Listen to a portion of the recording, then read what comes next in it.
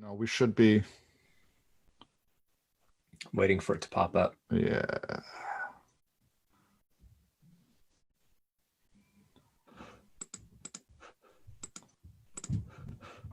There we go. That should be it. Can you see us? We are. Okay, There we're we are. live. Hey, everybody. I'm really looking forward to this conversation. But before we talk about that, if you're sad and blue that you didn't make it into the Clarity kickoff, you're not alone. But not to worry. There's a wait list for the next time we do that, which will probably be in a week or two after we do the first one. So you can go to lovelineforbiz.com/clarity and get on the wait list. We're really excited to kick this off. I mean, it's we're working all this week making sure that we're ready. I think it's going to be a lot of fun to run. I'm really looking forward to the conversations we're going to have with people in that group. I think it'll be pretty great. I noticed this morning that the wait list is now filling up at the rate that it's going. The next session will be full before we even announce it, which is cool. But boy, that's a lot of pressure to not suck. Yeah, we'll try not to suck because sucking sucks, right? Yeah. Nobody likes to suck. Yeah. I think the only other thing I have is if you haven't signed up yet for our newsletter in the flow, what are you waiting for? It's a nice short little newsletter. You should all just sign up for it. You can sign up by going to intheflow.email, and then there's a little form and that'll take care of everything. All right, we got all of that out of the business. Anything else we need to promote, Greg? No? Not today. Okay. What about you, Daniel? Anything you want to sort of flog before we start talking? I'm all flogged out today. All right.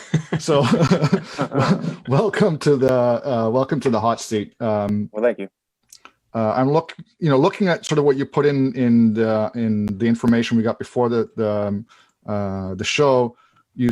One of the things you wanted to talk about is sort of thinking about platform and how to build that. I love the idea and thinking about those things, but maybe give us a little bit of background, sort of the business that you run and where you're trying to go right now.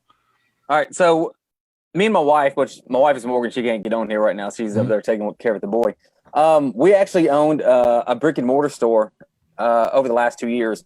Kind of lost our passion for that. And the biggest thing was like the ability to scale. I didn't see any avenue to be able to scale. And a lot of that has to do with shipping high-end furniture across the country. And then kind of once COVID hit, we were already moving out of our store when that hit, and we weren't gonna be able to go anywhere else. So I felt like that was a good time to kind of shut it down.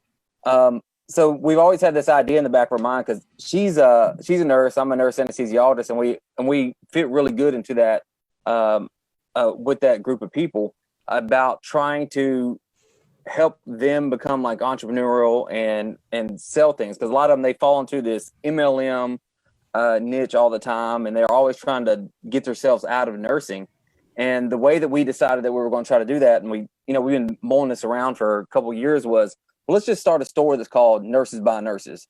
So that the main thing was that we wanted to have a platform where we can get other nurses to come on there and sell whatever it is that they make or what they do, or sell the service that they have, or coaching or whatever, and really encourage them to be entrepreneurial. And the way we started out by doing that, like, okay, well, we got to sell some of our own stuff first and just, kind of get the ball rolling and kind of promote it or whatever. And so we just started selling some t-shirts. Nurses love t-shirts. And so we started selling t-shirts. And then, we've had a couple of other people, come to us and mention like, hey, I kind of want to sell on your platform as well. But, always try to think about like, what is the best avenue to help or bring other people on our platform? And, do we make them pay, a monthly fee, or do we just do it just for free and get, we're going to get other people there and sell our stuff too. And all, me help you, you help me. Or do I take a percentage, or just, we've kind of been mulling that around. And after we've been kind of mulling that around over the last, 6 months or so, as we've been pushing our own products, we've been growing as well. But we really don't want to lose sight of, where we want to go. Because I think a lot of people in healthcare in general, get lost a lot of times, because they don't teach us anything in school about anything being entrepreneurial. They don't teach us about running our own businesses, about, how am I supposed to bill for my services or whatever. And that's just something they just expect you to know or just kind of do. And a lot of people in healthcare, especially over, the last 6 months, even more so than it usually is with COVID kind of pushing a lot of people out, especially people on the backside of their careers, or even some people that are getting into it. They're seeing how they, a lot of the hospitals have not really been taking care of their employees. Now, granted, some of them have, and the ones that have taken care of their employees have taken care of them very well, but there's others that just treat you as just a commodity. But we are there, of course I wouldn't be if I wasn't very pro-entrepreneurial, but we really want to help with other nurses being able to kind of show them the way as we do it at the same time. I mean, Greg, right? Some of those dilemmas seem really, really familiar, don't they? Mm-hmm. Yeah. I love I love sort of the focus of who you're trying to serve. I guess the reason I'll ask these questions is because it's sort of been our obsession over the last week with this boot camp we're doing next week, which we only really imagined a week and a half ago, and we're doing things really, really fast. And one of the things that Greg and I learned doing things fast is trying to figure out, okay, what is it that we're trying to do, and then can we identify everything else that we're doing to make things overly complicated and cut them out? Because that's, I mean, if you have a pulse, then most likely what you're doing is you have a relatively simple idea, and then you start thinking of ways to complicate it. So I guess the first question I have, do you have anybody else on your platform?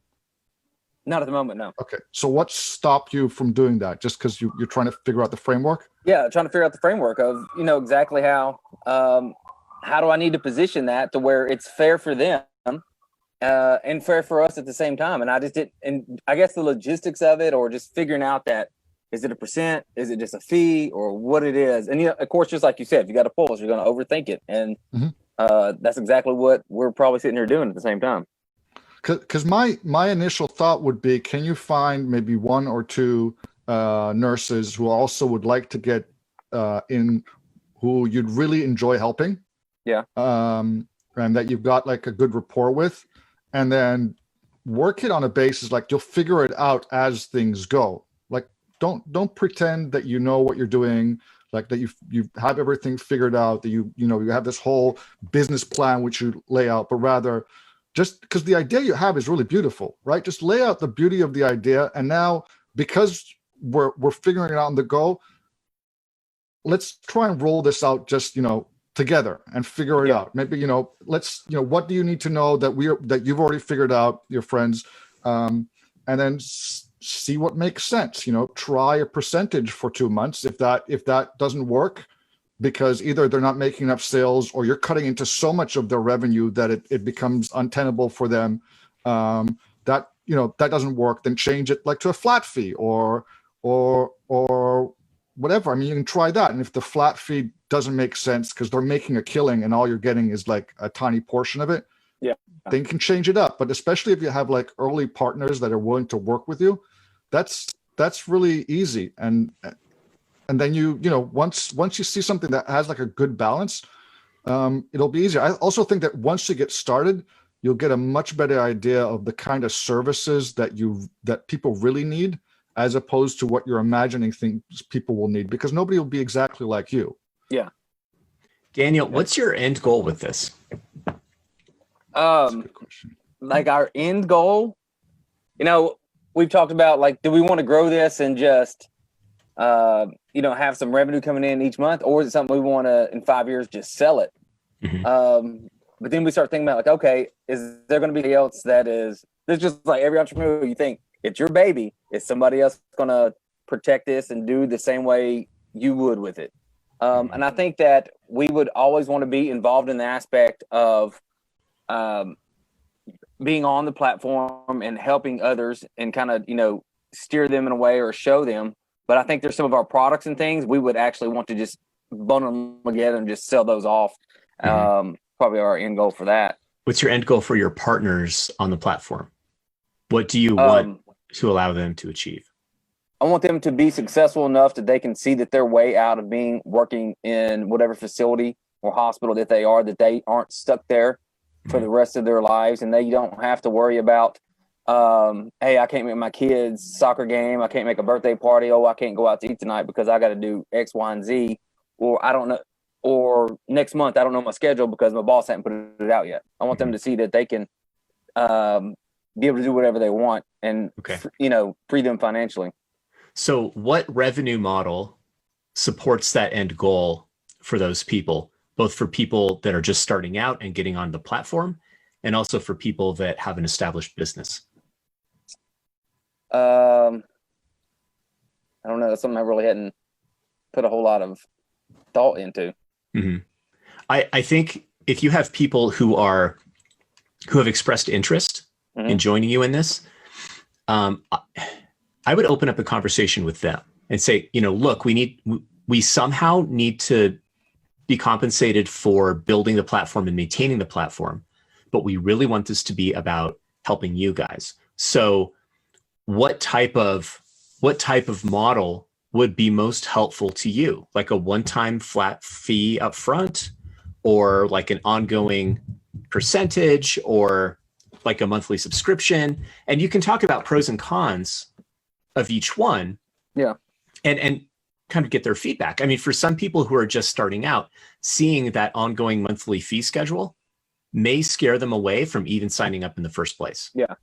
But if you have somebody on the platform who's, doing $10,000 a month in sales, then asking him to pay $99 a month is a no-brainer, right? Yeah. Because you've built something that is allowing them to actually operate.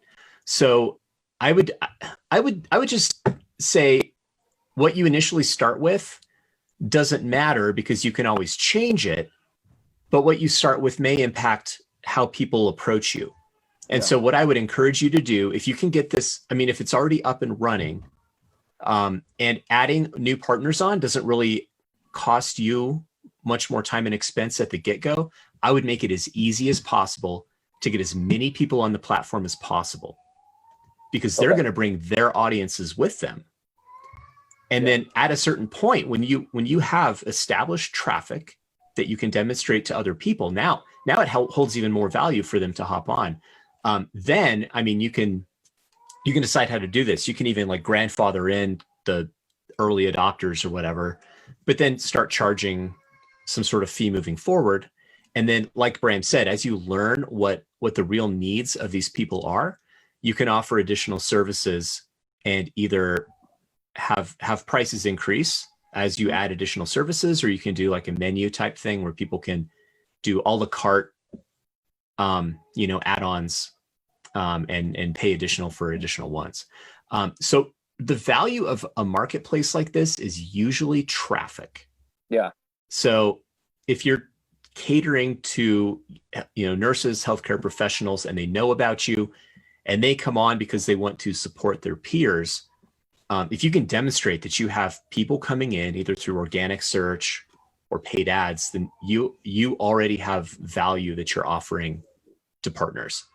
If you don't have any traffic, then really you're just like signing them up to build that traffic source at the get-go. So like what's fair for you guys, it'll also kind of depend on where you are in terms of like what traffic numbers look like. But what I would say, just to summarize, be really open to be flexible, and whatever you decide now, understand you can change it later. But I would do whatever you can to get as many people on as possible at the get-go, just to get some momentum with the marketplace idea. Okay. So I kind of feel like in my mind, I'm doing like, okay, this is me getting other people on there is almost in my mind like, okay, this is kind of like a beta. We're all just gonna kind of feel it out and kind of see where it's gonna kind of go. And the biggest thing about like myself, I think more myself to my wife, but you don't tell her that I said this, is that I overthink things all the time. And sometimes you think about like, well, I need to go ask, I want to do this, but oh no, I got to do this before this. Oh, before I do this, I got to do this. Before this, I got to do this. Oh, wait, look, a squirrel, Instead of me just going and asking people, hey, you know what? This is what we got going on. This is what we're trying to do. worst case scenario, somebody's going to say, no, it's not, I'm not into that right now. Instead of just going ahead and just doing it, just kind of figure it out. Because the one thing that when she does push me to do things, but she's good about doing this, is we'll go do it, we'll figure it out. And it goes a lot better than I ever would have imagined in my mind. And just speaking with other people, such as y'all, just the things that y'all are telling me, like in my mind, it's like, well, why have I not already done this already? Why have I not just been a hand? It's like, hey, you know what? Just reaching out to people and just trying to get people there and just being completely honest with them and trying to, instead of acting like that I have, I got all the answers, so it's kind of turning some clogs in my mind a little bit faster than what they would. And that's exactly why I want to get on here with y'all, because I know the way my mind turns sometimes. I just feel like it's just like rusted. I just need that one little kick to get it going. I think this is something that Bram and I relate to a lot, and we push each other all the time when we have new ideas and new things we want to do. We make the decision to do it, and then we just do it, and we do the best we can in the first iteration, and we learn what we need to improve, and then we improve it. So, for example, when we launched the podcast, we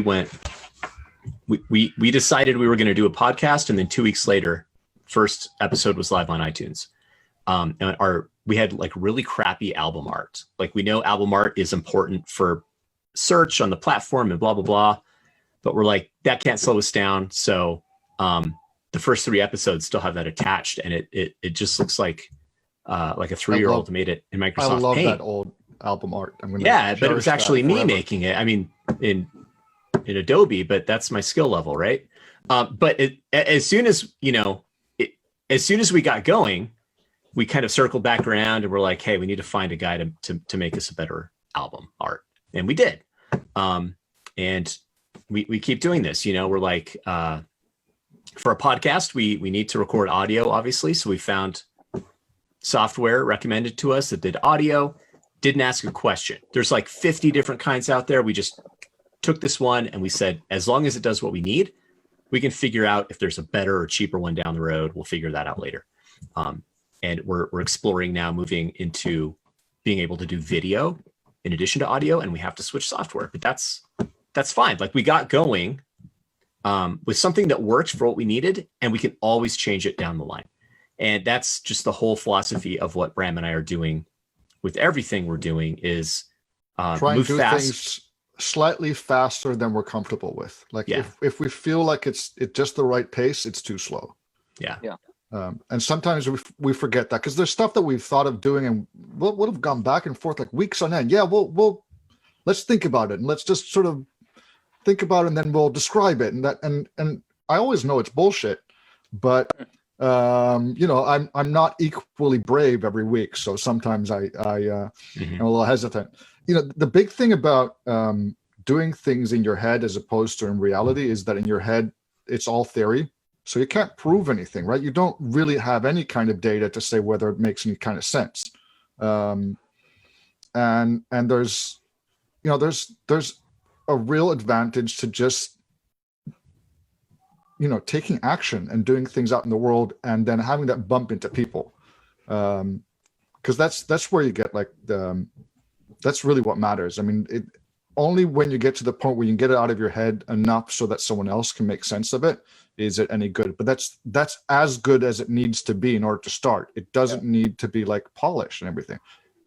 In fact, I think that there's so much posing on the internet and in social media about everybody like having absolutely everything figured out. And if you talk to anybody that's like, executives running large companies and what have you, most of these people are doing it by the seat of their pants, and they're making it up as they go, right? They just have, as they get more experience, they just have better judgment, and they can make things up better than they could like 20 years ago. But that's all they're really doing. So, all that to say is if I were you, I'd think of like, do you have 2 or 3 people you can get on like in the next couple of days? Yeah, I was already sitting here thinking, like going through my head, like, okay, who's the people I can reach out to? I already know a couple that have, reached out to us, and I'm like, we're not ready for that at this point in time. Blah, blah, blah, procrastinate, and then there's some other people that may not have ever heard about us. I'm gonna reach out to them just to see, like, explain to them, hey, this is what we got going on. See if you're interested, just to kind of help us grow and just kind of see where we're gonna head. You know. So Daniel, right, and go ahead, I'm Brent. sorry, Greg, but the more people you tell, the better you'll get at telling the story of what your business is about, and it'll start making more and more sense to you, and it'll start feeling more and more real. Yeah. Okay. I was going to say, Daniel, if as you get going in this, and just to preface this is probably a decision for later. You don't need to do this now, but you'll get to decide if what you want to do is build this marketplace where you and a bunch of others are serving the customers, or if you want to build this marketplace and it's more about you serving the other vendors through the marketplace and then thinking of other ways to serve them. Both models are fine. It's just a matter of I think what you find you enjoy more when you get into it, right? So you can build this marketplace and then create a lot of additional products for your own brand and sell them to the consumer in addition to kind of controlling the marketplace. Or you can bring on all these healthcare professionals who are running their own businesses through this platform, and then start offering new things to them, like not only related to the platform, but you can sell them information, sell them courses, like copywriting 101, how to run Facebook ads, how to, all this other stuff. And again, if you don't have the expertise there, you could just bring in another expert, pay the expert, and charge these people for like a webinar kind of thing. Like you could be the broker of information about how to run a business, but you can kind of like focus the messaging and language to this specific group of people. Yeah. This comes to mind. I just connected with an old high school friend over the weekend, and he has like a PhD in music, and he's really good at what he does, but he his career was kind of in academia, and he just didn't have a lot of control over outcomes in terms of what he was able to earn and stuff. And he always had this really strong entrepreneurial drive, and so he kind of reimagined what he was doing. Like he realized he was a small business owner who happened to be really good at composing music, and he kind of restructured how he thought and how he operated.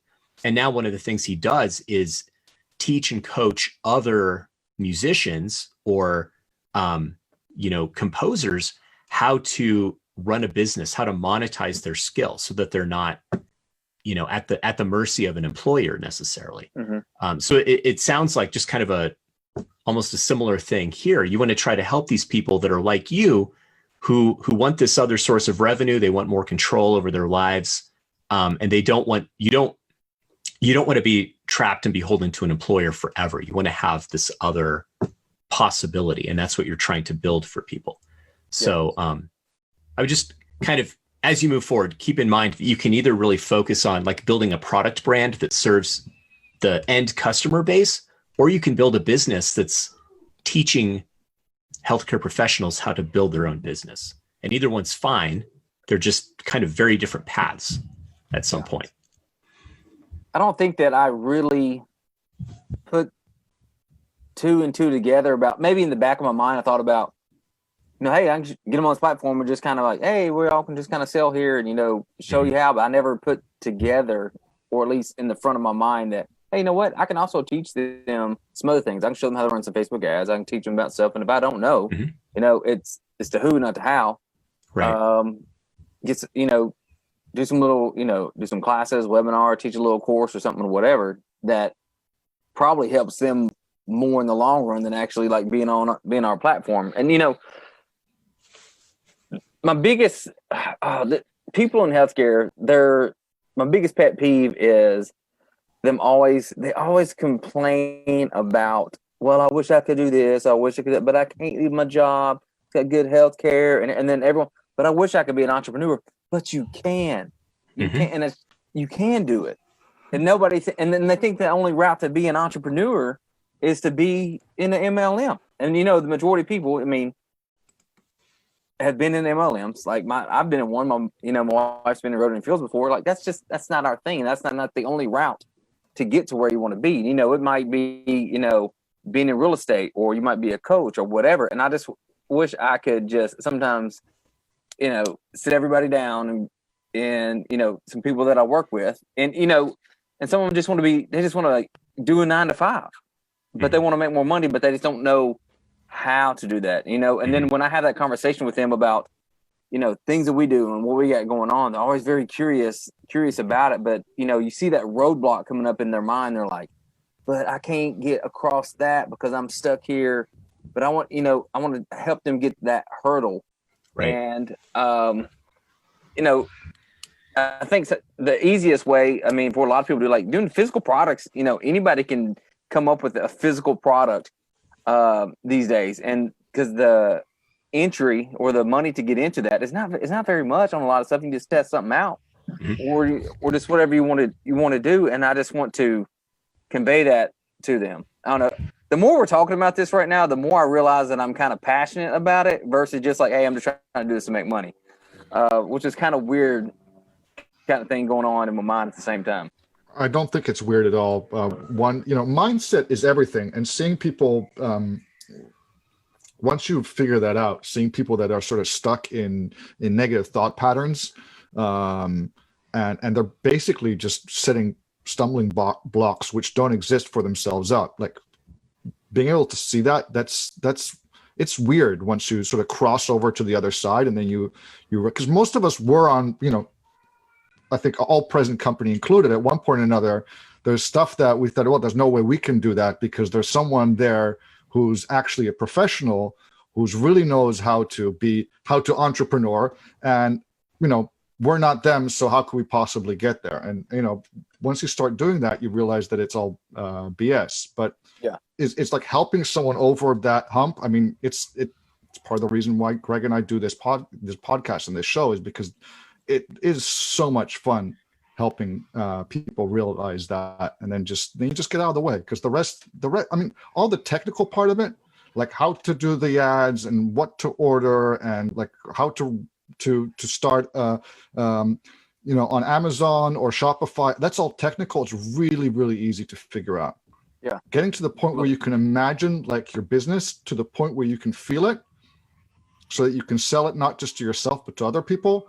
That's the difficult part, and that's where we all get screwed up, because we're holding ourselves back. One of the things I was thinking about listening to you talk is, maybe part of what be interesting to do, because the idea of like being sort of the Mr. Miyagi to whoever comes on and show them like how to entrepreneur, for someone who comes from like a mindset of a nurse, that's really great. But how about like recruiting the people that come on after you've helped them out, that they help new people that come on the platform out with what they've learned, like going through that process, and getting building a whole community around that.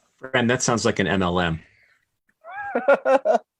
But it's like a righteous MLM. That's right. Hey, you don't even have to ask any friends or family members. It automatically happens. That's right. You should see our compensation plan. It's amazing. Not all you need to do. Yeah. Not a pyramid. No. All right. Well, I'll stop talking now. You said Mr. Miyagi. Yep. And we just got through watching the Cobra Kai on Netflix. Did you also watch that? I've seen a bit of it. So this month on Loveline for Business, Greg and I are in the hot seat all month, like all the episodes. If you hate hearing about us and hearing us talk, like wait 4 weeks. 4 weeks from now, we'll go back to interviewing other people. But we're starting with Amanda and John Balcazar, sort of helping Greg out and figuring out like this whole working from home and having a business and doing that while you have your kids running around, and how do you get all that working. But then we have some of our friends coming on and basically mirroring what the things that we've been doing for other people, for us, and helping us to sort of figure out what we could do. All this is a long-winded way of telling you that one of the pieces of homework we got was to make it more fun and easy for us to share whenever an episode goes out, because it feels kind of bleh every single time. to go on Facebook and say, here's another episode, to go to all my like social media friends and just push, subscribe. So we're going to do these little graphics where you have pictures from movies and other things from the 1980s, but just with our faces attached to it. Love it. And the first one that's coming out this week, assuming me and my daughter get it done, is from Karate Kid. Greg, I think you're going to be Mr. Miyagi. Cool. I like you just have more of a Mr. Miyagi beard than I do. He does got a little bit of Mr. Miyagi beard. Yeah. Outside that, he's decades younger than Mr. Miyagi. Yeah. And decades less wise. That's true. Wax on, wax off. Well, since you mentioned it, Bram, our next episode is publishing tomorrow, and it will be me being hot seated by you and by John and Amanda Balcazar, basically. It's going to be really cool. So until we have the cool graphic to promote the episode, I'm just going to do so right now. Excellent. Good work. Yeah. You did that very well. Thank you. Look forward to it. Daniel, it was great talking to you. Is there anything else you want to talk about? No, I think that just talking to y'all about this and really, it's like a therapy session, to tell you the truth, like this reaffirming kind of some of the things that you thought in your mind, or y'all telling me some things, and I'm just like, oh yeah, maybe I should put that kind of to the forefront, or really be thinking about that more, and kind of push myself like, hey, I'm just gonna do it. If somebody says no, what's somebody gonna do? They're gonna get mad at me or something. I mean, that's the worst case scenario. I doubt that's gonna happen. And just do it. What Bram and I have kind of found is, just make a decision, move fast, and you can adjust it later if you need to. And the other thing is, we've had a lot of guests on the show so far, and I think it's important that Bram and I convey that somebody, what's not happening is somebody comes on and we fix all their problems and then it's happily ever after. Yeah. New questions arise, new problems pop up all the time. Yeah. And we all, including us, everybody, we all need someone who we can bounce ideas off of, who can reflect back to us the things that we need to actually ponder and think about, because we just get stuck in our own thought loops, our own ruts, no matter who we are, no matter if you're just starting out or if you're doing $10 million a year. Like, this happens to everybody. And one of the things that we're really trying to demonstrate and encourage is that this process of getting unstuck is an ongoing process, right? It's not like you get stuck once and you push the car out of the mud and then it's off. Like, this whole road is mud. And we always need pushing. So basically, if in a couple months, if you want to kind of reevaluate or just bounce more ideas off, let us know. Or if it's not us, you find somebody else in the group that you can trust to kind of help you along. This is, Bram and I think maybe a few weeks ago, we actually started to feel that stuckness, and we were trying some different things, and we're like, shit, why don't we take our own advice and get some advice, right? And we reached out to some people that we knew had valuable perspectives, and lo and behold, we're going downhill right now. I said that wrong. We're not going downhill. What I mean is we have momentum, like from gravity. Yeah. Just to clarify. Downhill. I knew what you meant, even though it sounded all wrong. Yeah. Yeah, I will definitely take y'all up on that in a couple of months. And I think that a lot of times you think like, oh, if I get to the next milestone, I'll have it all figured out. And you're like, oh no, wait, I don't. Now maybe it's the next milestone and I'll have it figured out. And then, I've really started in the last couple of weeks being cognitive of the way that my mind tries to play tricks on me, and thinking like, and trying to ask myself the questions of like, okay, why am I thinking this, or why am I not doing this? And trying to read more about people's and maybe it comes down to sometimes with like my relationship with money or way that I was brought up or whatever, I don't know. And trying to think about that, and that's helped a lot. And then just plus, talking to y'all today, I think I got a lot of better direction of idea of things that I could do from hearing from some people that don't know anything about what I have going on. I'm trying to make myself uncomfortable in a lot of situations, because coming on here, I'm not like, oh yeah, I can't wait to go in there and talk about my business when like I don't have it figured out. I'm not supposed to have it figured out on there, but just doing things that make me uncomfortable is what I'm trying to do at this point in time in my life. And I feel like that's pushing me in a better direction than just trying to figure it out on my own. Mm-hmm.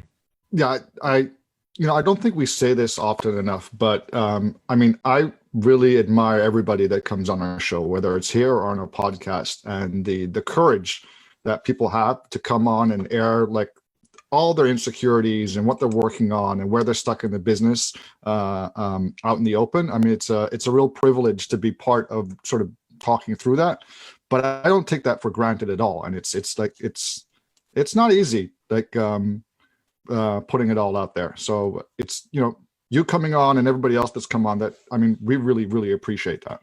Well, I appreciate y'all having me on. I really appreciate it. Cool.